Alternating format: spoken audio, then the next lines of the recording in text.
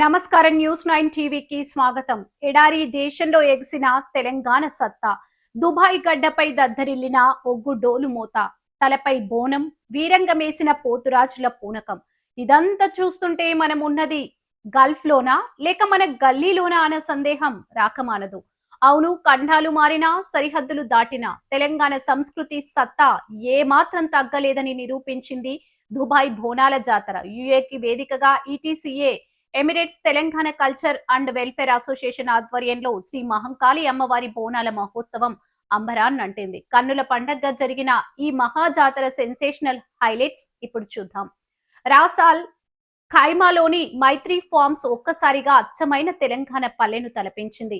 ETCA ఆధ్వర్యంలో వరుసగా 4గోసారి జరిగిన ఈ బోనాల జాతరకు యుఏఈ నలుమూలల నుంచి సుమారు 400 మందికి పైగా తెలంగాణ ప్రవాసులు కుటుంబ సమేతంగా పోటెత్తారు.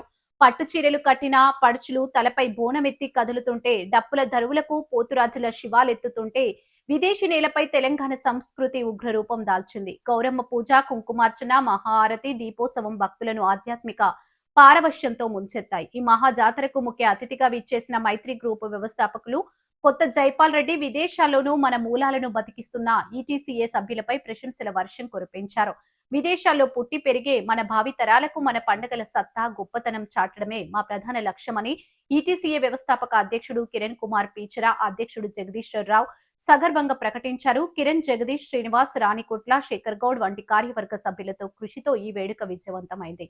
ఇక చివరిగా కొసరి కొసరి వడ్డించిన తెలంగాణ పక్కా లోకల్ వంటకాలతో అన్నదానం అదరగొట్టారు. అరే, మనం ఏడనో పరాయి దేశంలో ఉన్నామా లేక మన సొంత ఊరి జాతరలో ఉన్నామా అని వచ్చిన ప్రతి ఒక్కరూ సంబరపడిపోయారు.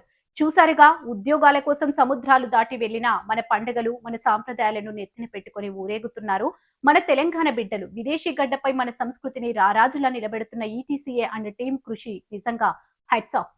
That is the power of Telangana. ఇది ఇవాల్టి special report. Keep watching news 9 TV.